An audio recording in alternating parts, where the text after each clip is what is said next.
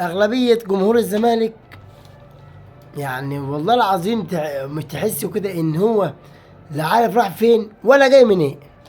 جمهور غريب، يعني تحس إن فئة قليلة من جمهور الزمالك خلاص اتعدى من الإعلام بتاعه. بصراحة يعني هو في نهائي يوم 11، تمام؟ أقسم بالله هو جمهور الزمالك شاغل نفسه أكتر من الأهلي والوداد. يعني هو شوف، يعني انت لدرجة ان هو شاغلين نفسهم بطريقة فظيعة. يعني انا مش فاهم في ايه.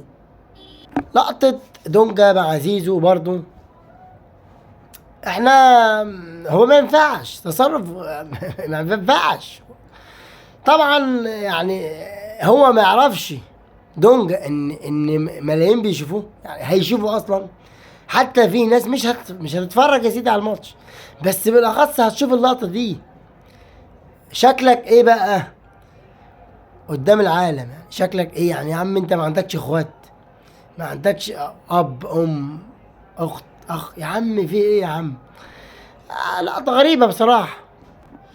وتصريح ونجم لاعب الزمالك السابق نتيجة دوري ابطال افريقيا دي فخ، دي فخ من النادي الاهلي للوداد. يعني هو في ده معنى التصريح بالظبط. وهو نجم فاهم بصراحة، نجم فعارف الاهلي، ياما لعب قصاد الاهلي وشال، ما هو عارف الاهلي. فطبعا ده تصريح بصراحة يعني عجبني جدا من أناجم بصراحة. وطبعا الإعلام المغربي والجماهير وجماهير أي حد غير الأهلي، يعني شوف أي حد غير الأهلي تحس إن إحنا خسرنا في مصر، وتحس إن إحنا رحنا برضو في المغرب خسرنا. تحس إن البطولة خرجت مشيت أصلا، بس تحس إن إحنا خسرنا والبطولة إيه توج بيها الوداد. يعني أنا بحس كده. يا جماعه انتوا احنا كاسبين 2-1 اقسم بالله. لولا الفجر التحكيمي، مش عايز انفعل تاني، لولا الفجر التحكيمي على الاقل تقدير كان هيخلص 2-0. فانت ما تحسسيش انت خسران 2-1، وما تحسسيش انت خدت البطوله. يا عم في ايه يا عم؟ في ايه؟ انا والله العظيم غريبه بصراحه، غريبه قوي. نخش بقى على الناس اللي بتقول لي انت بتتكلم عن الزمالك ليه انا بقول لكم بصوا يا جماعه، زي ما قلت لكم في الاول ان انا ما بتكلمش. انا هو ردة الفعل بتاعتي قصاد، يعني انا ما بتكلمش ولا بعمل اي حاجه، اقسم بالله ردة فعل. انا بطلع لردة فعل. زي ما بقول لكم دلوقتي في اول الحلقه قلت ان الزمالك مهتميه جدا عن الاهلي والوداد نفسهم بالنهائي. يا عم انت فكر في الفريق بتاعك. انت على اجمد نية السنه الجايه ممكن ما تلعبش دوري، لا ده دوري ولا دوري ابطال ولا كونفدراليه ولا اي حاجه. فكر في الفريق بتاعك. يعني انت بتلعب، ما بتلعبش، انت ما بتلعبش نهائيات اصلا. انا اقسم بالله مش ضدكم يا عم، بس انا بطلع. انتوا بيقولوا انتوا ليه مهتمين بالماتش كده؟ فاللي بيطلع بقى، فانا برد على الناس اللي بتتكلم مش اكتر. يعني الناس تطلع دلوقتي ايه يا عم؟ مش الاهلي في النهائي؟ سيبك من الزمالك يلعب السنه الجايه ولا ما يلعبش، يعني مش عايزينه يلعب. احنا اهم حاجه الاهلي يخسر. طب انا اقول ايه؟ طيب انا اعمل ايه؟ انا مش بشتم اهو. اهم حاجه الاهلي يخسر. طب ليه يا عم يخسر؟ طب يا عم الزمالك برضو مش هيلعب السنه الجايه ولا دوري ولا لا، مش الاهلي هيلعب. احنا نشجع اي فريق ضد الاهلي. ده حته كده حاجه كده بوضحها لكم. اللي ما شافش يشوف، يخش يشوف. يمكن انا ما بشوفش ده على السوشيال ميديا كده. اي زملكاوي يعني بقول انتوا برضو قله، يعني في يعني ناس قليله منكم مش كله. يعني اعلام الزمالك شربتوا الصنعه منهم، يعني بعض. يعني انت اعلام الزمالك كله كده على بعضيه ما يسواش بصله، اقسم حتى ده بصل غالي ما يسواش حاجه. من الاخر اعلام الزمالك كله لانه بيتكلموا عن الاهلي اكتر. اقسم بالله ما بشوفش. انا بشوف يعني بيقولوا انا عمري ما بفتح قناه الزمالك.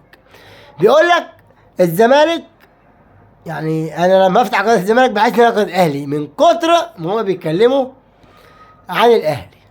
نخش برضو على تصريح مدرب الوداد. التصريح فيما معناه يعني ان انا هو اكبر خبره من كولر، وان هو خد نهائيين قبل كده من الاهلي والكلام ده كله. والله تصريح برضو في ثقه منه، بس ان شاء الله تبقى ثقه ضده يعني.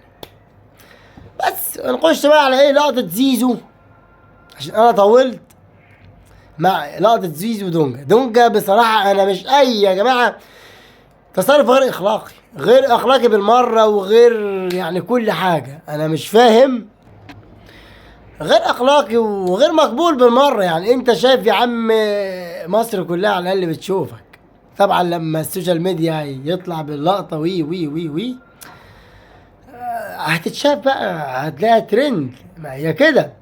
ما هو انا لو الاحتفال بعد كده بالشكل ده هختم بيها، مفيش حد هيجيب جون. لو انا جبت جون تمام هيجي فيها جون. انت واخد بالك من قصدي ده؟ لا يا عم طلعها بره بقى، مش هجيب جون، هديها للحارس هشوطها بالراحه. طبعا انت كله عارف.